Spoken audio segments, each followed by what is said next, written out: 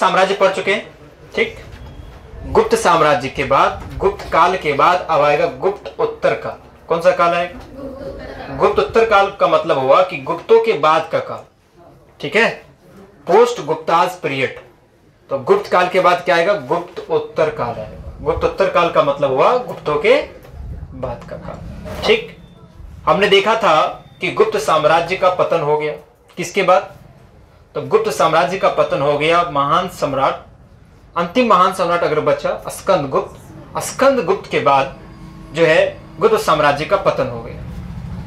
गुप्त साम्राज्य के पतन का सबसे मेन कारण था हुनों का आक्रमण, और स्कंदगुप्त ने हुनों को पराजित किया, लेकिन उनके बाद भी हुनों का लगातार आक्रमण जारी रहा, और यही जो है सबसे बड़ा कारण बना गुप्त साम्राज्य के पतन का। हालांकि गुप्त साम्राज्य के पतन के बहुत सारे कारण थे, बहुत सारे कारण। तो हमने देखा कि अंतिम जो शक्तिशाली सम्राट था उसका नाम क्या था? स्कंदगुप्त। हालांकि गुप्त साम्राज्य में और भी शासक सब आए, ठीक है। स्कंदगुप्त जो है इसका पीरियड था 455 एडी से लेके कहां तक? 467 एडी तक ये इनका पीरियड रहा, ठीक। इसके बाद भी गुप्त में और भी शासक आएंगे, लेकिन वो शासक अब उतने पावरफुल, उतने शक्तिशाली शासक अब नहीं होंगे, ठीक है। और गुप्त काल तुम्हें पता होगा कि जो गुप्त काल था वो गुप्त काल स्टार्ट कहां से हुआ था? 240 एडी से स्टार्ट हुआ था। 240 ईस्वी से कहां तक चलेगा ये? कहां तक? नहीं, बिल्कुल नहीं, 550 तक। कब तक चलेगा? 550 तक चलेगा। हम तुम्हें गुप्त काल पूछ रहे हैं, हम तुम्हें ये नहीं पूछ रहे हैं कि शासक कौन था, पहला शासक, उनका शासनकाल क्या था। हम शासनकाल थोड़ी पूछ रहे हैं शासक का, श्री गुप्त का शासनकाल नहीं पूछ रहे हम पूछ रहे कि गुप्त काल कहां से स्टार्ट हुआ। तो गुप्त काल स्टार्ट हुआ 240 ईस्वी में, और 240 से चलेगा कहां तक? 550 ईस्वी तक चलेगा। ये गुप्तों का पीरियड है। किसका पीरियड है? गुप्तों का पीरियड है। समझ में आया? अब गुप्त काल समाप्त हो गया। अंतिम जो शक्तिशाली शासक रहा स्कंदगुप्त। स्कंदगुप्त के बाद भी 100 साल तक लगभग इनके और भी शासक आते रहे। देखो अंतिम पीरियड कब है? 550। स्कंदगुप्त का शासन काल कब तक है? 467 तक। मतलब लगभग 100 साल और जो है गुप्त साम्राज्य में शासक आएंगे, लेकिन वो शासक उतने शक्तिशाली, उतने महान शासक नहीं होंगे।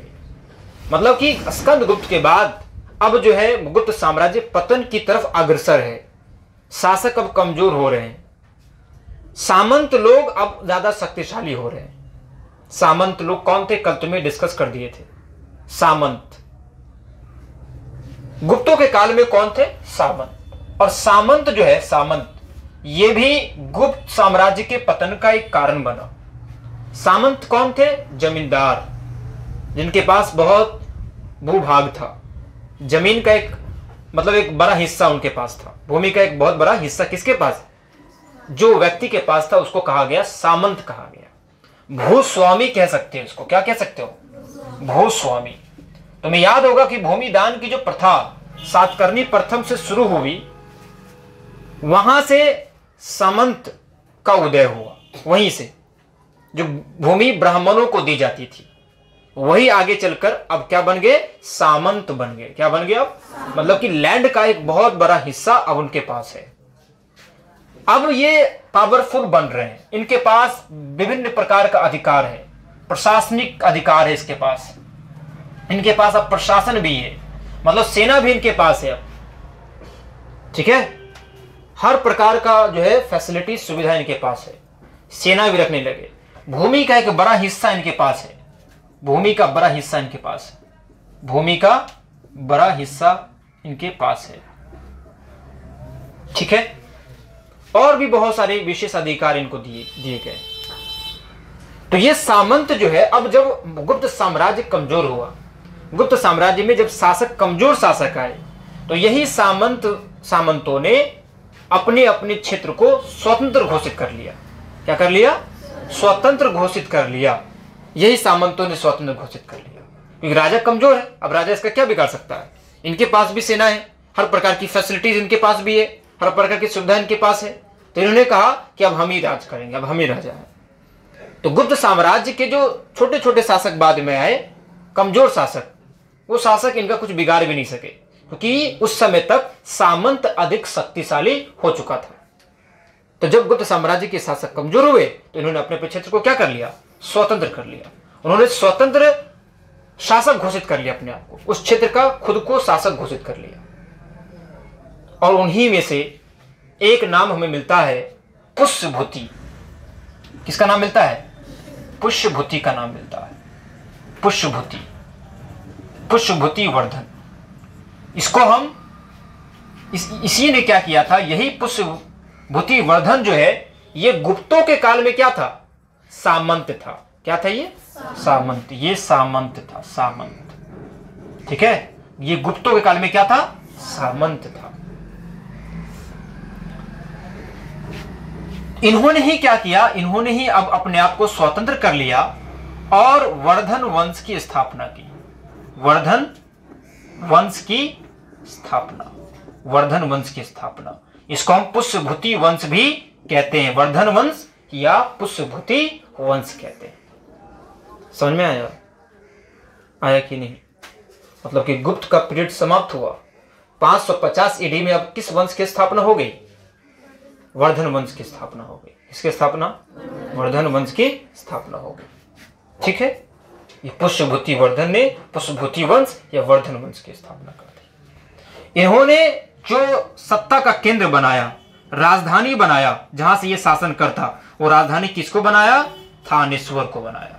किसको बनाया? थानेश्वर। थानेश्वर कहां है? थानेश्वर जो है हरियाणा में।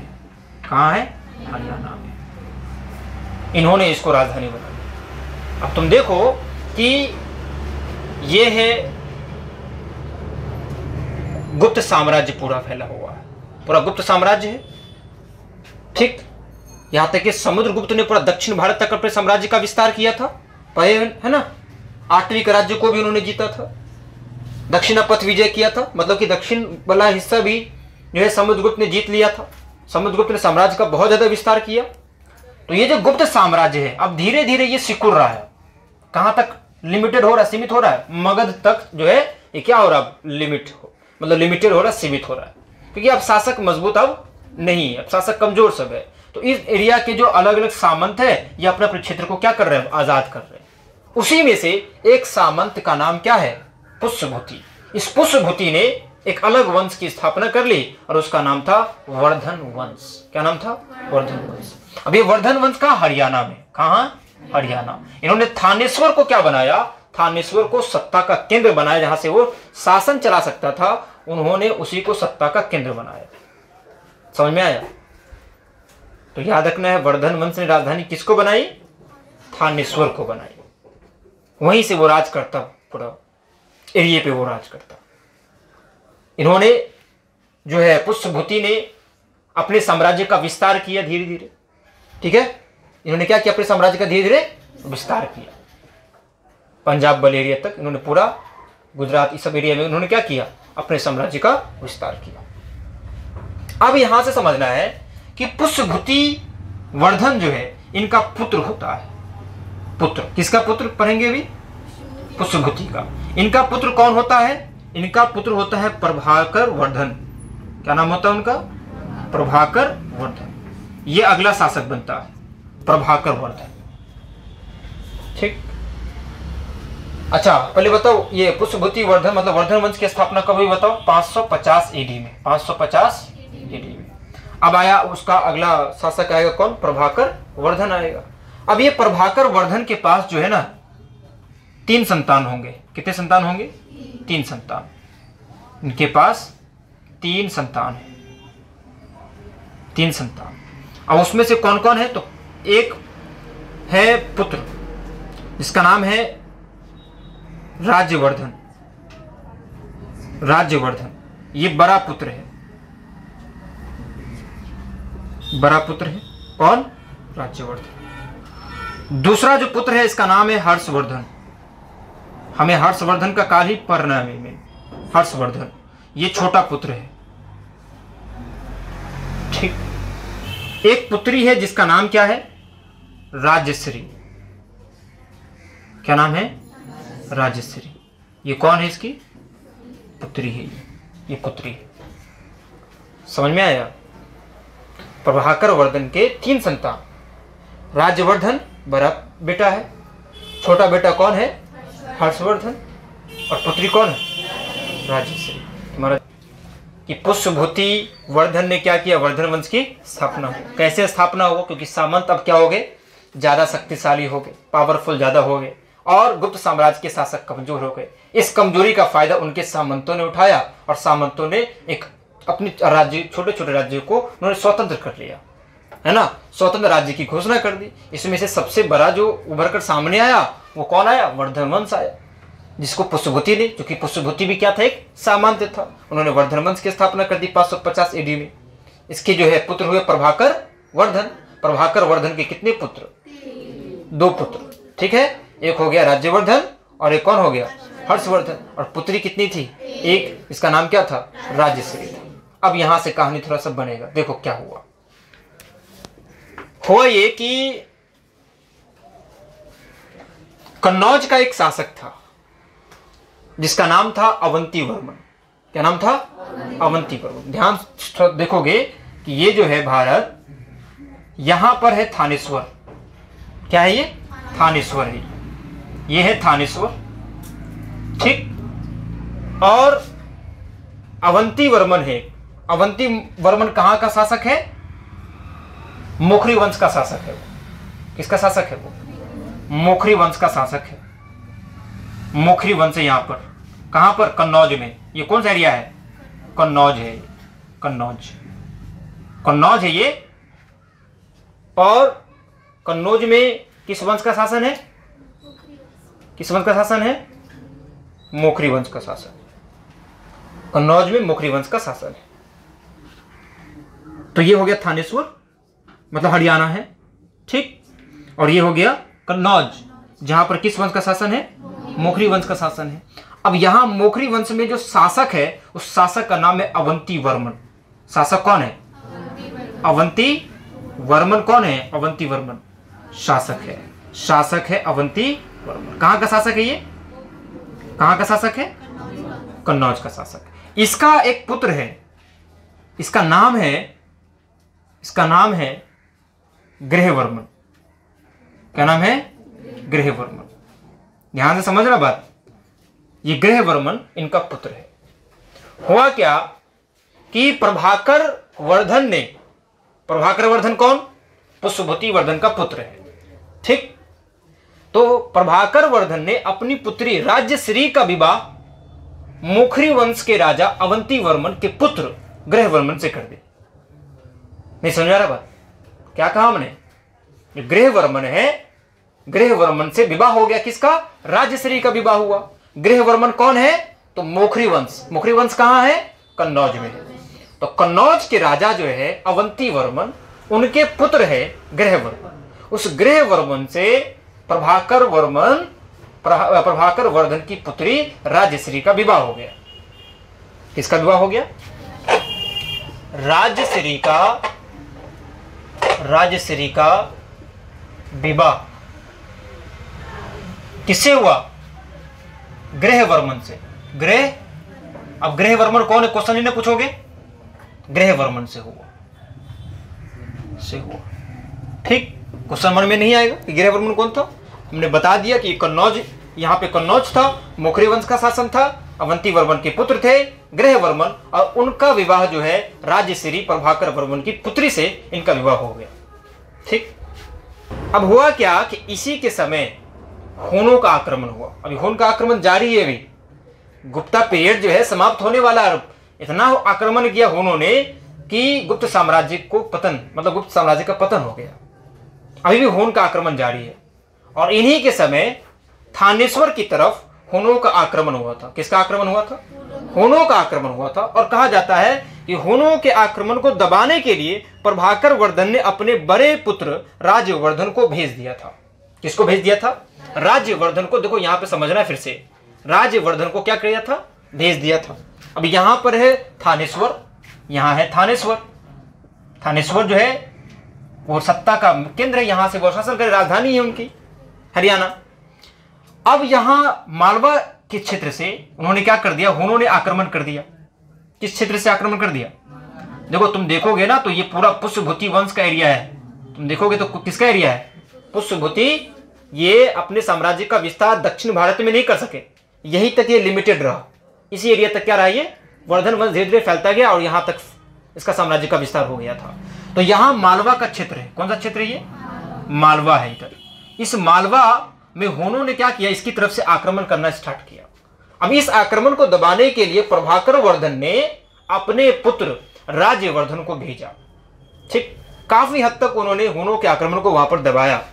ठीक, उसके बाद वो गया, चला गया थानेश्वर।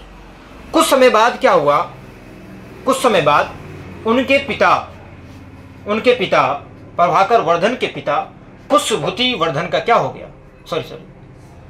कुछ समय के बाद प्रभाकर वर्धन का क्या हो गया, राज्यवर्धन के पिता कौन है? प्रभाकर वर्धन। इनका कुछ समय के बाद क्या हो गया, डेथ हो गया, मतलब इनकी मृत्यु हो गई। अब तुम्हें पता है कि भारत में अभी भी इस समय कौन सी प्रथा प्रचलित है? सती प्रथा। और पत्नी को पति की मृत्यु के पश्चात सती करना होता था। अच्छा, हर्षवर्धन भी है पुत्र। हर्षवर्धन कहां है? तो हर्षवर्धन अभी बच्चा है, ये गया हुआ है शिक्षा के लिए बाहर। ठीक है, ये अभी थानेश्वर में नहीं है, शिक्षा के लिए बाहर गया हुआ है। पिता की मृत्यु हो गई। माता जो है, इसकी माता का नाम था यशोमती। माता कौन थी? यशोमती। मतलब इनकी पत्नी कौन थी? प्रभाकर वर्धन की पत्नी कौन थी? यशोमती, है ना। इसकी पत्नी कौन थी? यशोमती इनकी पत्नी थी। यशोमती इनकी पत्नी थी। यशोमती इनकी पत्नी थी। किसकी पत्नी थी? प्रभाकर वर्धन की पत्नी थी। अब प्रभाकर वर्धन का डेथ हो गया। डेथ के बाद कहा जाता है कि ये जो यशोमती थी, ये अपने आप को सती कर ली। क्या कर ली? सती कर ली। सती का मतलब समझ में आ रहा है? सती का मतलब कि पति के मरने के बाद उन्होंने अपने आप को उनकी चिता में आत्मसात कर लिया। ठीक, उसके बाद क्या हुआ कि मालवा के राजा थे, उनका नाम था देवगुप्त। क्या नाम था? मालवा के शासक थे, उसका नाम क्या था? देवगुप्त था। देवगुप्त।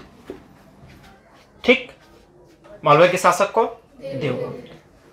और एक बंगाल का शासक था, गौर का शासक। इस गौर को बंगाल आज हम लोग कहते हैं, जो है बंगाल जो कहते हैं, वही गौर का शासक था, गौर नरेश। गौर नरेश का मतलब गौर का शासक। ये गौर क्या है? तो यही बंगाल जिसको कहते हैं। क्या कहते हैं? बंगाल। इसका राजा है, उसका नाम क्या है? शशांक। क्या नाम है इनका? शशांक। सारा मैप में ऐसे बना के लिख लेना, एक मैप इधर दिए हैं ताकि तुम्हें समझ में आए, जब रिवीजन करो तो समझ में कि ये कौन था, ये कौन था। ठीक है, नाम लिख लेना। तो यहाँ पर बंगाल है ये, और बंगाल में जो गौर है, इसका शासक कौन है? गौर नरेश। गौर शासक कौन है? शशांक गौर। उसको शशांक गौर कहा जाता है। तो शशांक गौर है यहाँ का शासक, और इधर का शासक कौन है? मालवा का शासक कौन है? देवगुप्त। अब क्या करता है कि देवगुप्त, ये शशांक गौर अब जो है ये आते हैं किसकी तरफ? ये उत्तर भारत पर आक्रमण करते हैं। किसकी तरफ आक्रमण करते हैं? उत्तर भारत की तरफ आक्रमण करते हैं। तुम्हें पता है कि यहां पर क्या है? जस्ट पढ़ा है अभी तुम्हें, कन्नौज है। क्या है यहां पर? कन्नौज है। तो इस कन्नौज पर आक्रमण करते हैं, दोनों मिल जाते हैं। इधर से देवगुप्त मिल जाता है और इधर से शशांक, दोनों मिलके कन्नौज पर आक्रमण कर देते हैं। उत्तर भारत की तरफ क्या कर देते हैं? ये आक्रमण कर देते हैं। कहा जाता है कि शशांक गौर ब्राह्मण था, कट्टर ब्राह्मण था। क्या था? कट्टर ब्राह्मण था। ये असहिष्णु, किसी दूसरे धर्म को बिल्कुल छोड़ने वाला नहीं। जैसे हमने पढ़ा ना चंद्रगुप्त द्वितीय के बारे में, हमने पढ़ा कि ये सहिष्णु था। क्या था ये? हर धर्म का सम्मान उन्होंने किया। लेकिन यहां तुम देखोगे शशांक गौर जो कि ब्राह्मण था, कट्टर ब्राह्मण, उन्होंने असहिष्णुता की नीति अपनाई। मतलब असहिष्णु था वो धर्म को लेकर।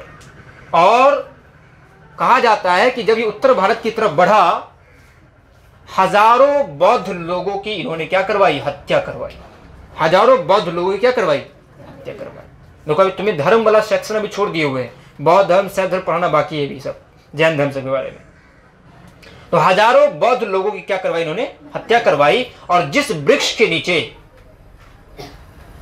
गौतम बुद्ध को ज्ञान की प्राप्ति हुई थी, बोधि वृक्ष, जो बाद में बोधि वृक्ष कहलाया, पीपल वृक्ष से, उस बोधि वृक्ष को भी इन्होंने ही कटवा दिया। किसने कटवाया, शशांक गौर ने कटवाया। जब ये उत्तर भारत की तरफ इन्होंने आक्रमण किया तो गौतम बुद्ध को जिस वृक्ष के नीचे, बोधि वृक्ष, उनको भी इन्होंने क्या किया, कटवा दिया। और हजारों बौद्धों की इन्होंने हत्याएं करवाई और उनके चैत्य और विहारों को भी उन्होंने ध्वस्त कर दिया। ठीक है, किसने, शशांक गौर। खैर वो बात तो हो गई, जब उत्तर भारत पर आक्रमण किया तो दोनों ने मिलकर कन्नौज पर क्या किया, आक्रमण किया। किस पर आक्रमण किया, कन्नौज पर आक्रमण किया। और यहां पर आक्रमण करके ग्रहवर्मन की हत्या कर दी। किसकी हत्या कर दी, अब ग्रहवर्मन कौन है बताओ, कौन है, कन्नौज का राजकुमार, कन्नौज का शासक और राजश्री का पति है ग्रहवर्मन। दोनों मिलकर, तो हम यहां लिखते हैं कि शशांक गौर। अब तो पता हो गया कि शशांक गौर कौन था, है ना। शशांक गौर और देवगुप्त मिलकर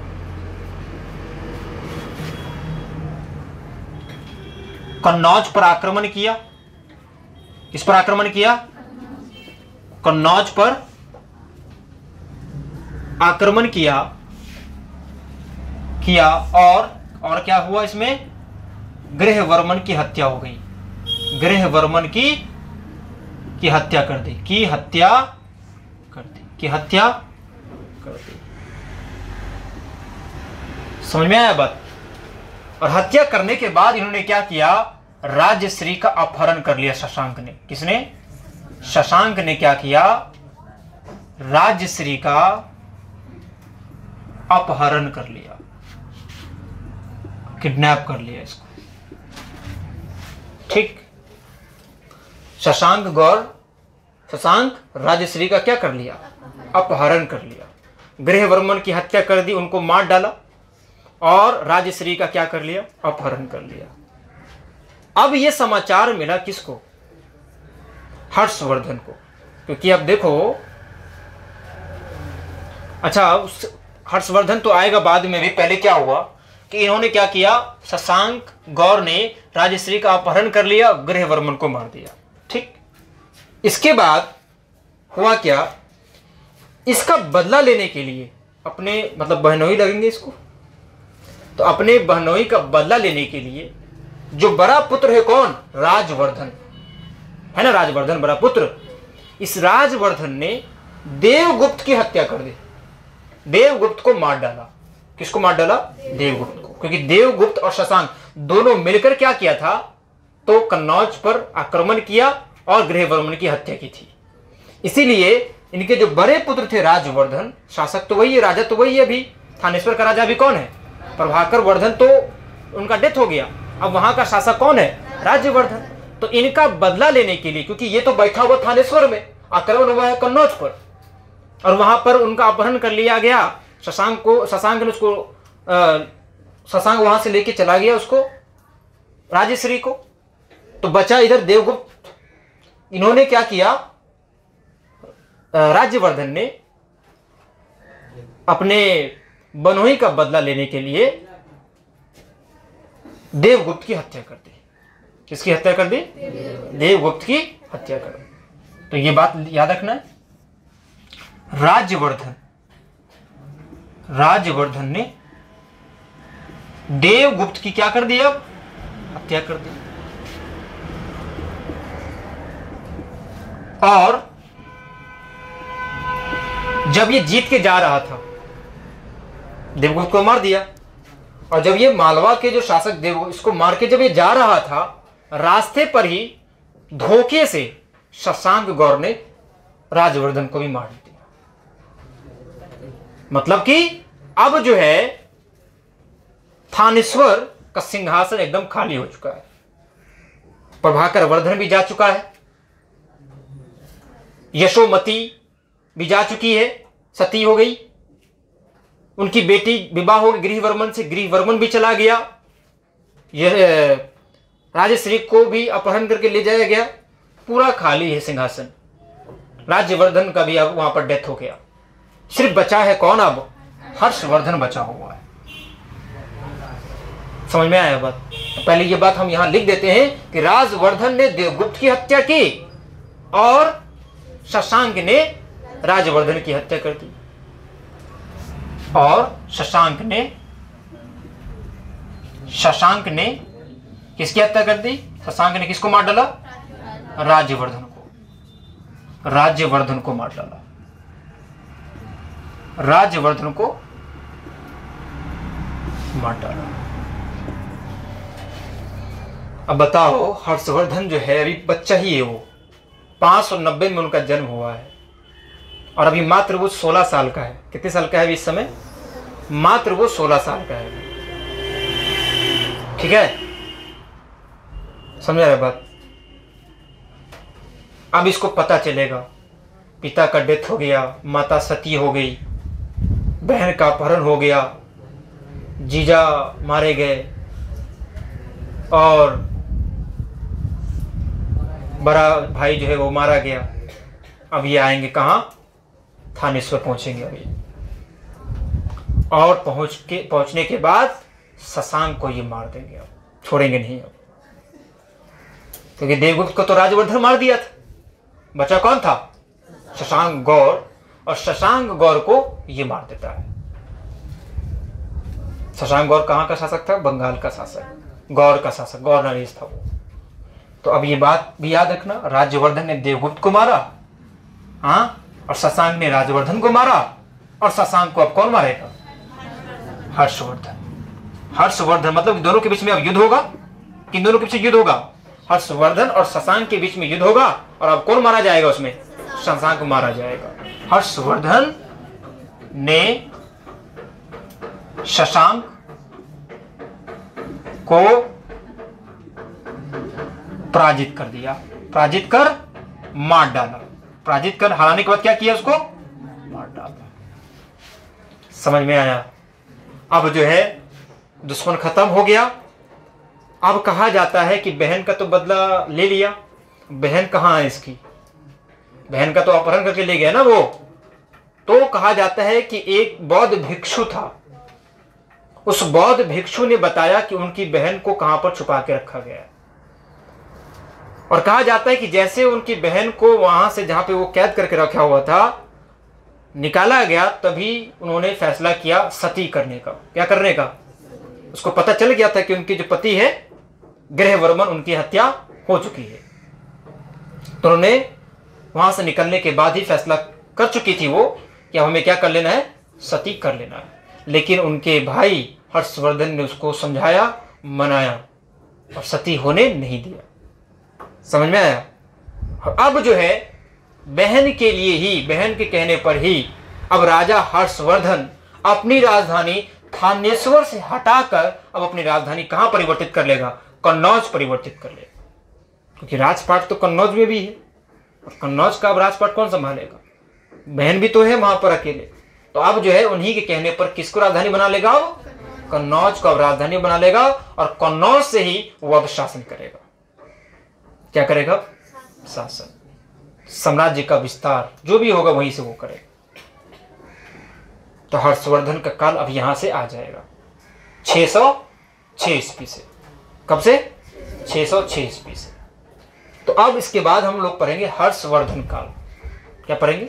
मतलब हर्षवर्धन के बारे में पढ़ेंगे, और हर्षवर्धन के बाद ही जो है ये काल खत्म हो जाएगा। मतलब ये काल जो है गुप्त साम्राज्य कहां से कहां तक पड़े थे? 240 से कहां तक? 550 तक। इसके बाद 455 के बाद, सॉरी ये, और 550 के बाद कौन सा काल आ गया? 550 के बाद आ गया वर्धन काल। कौन सा काल आ गया?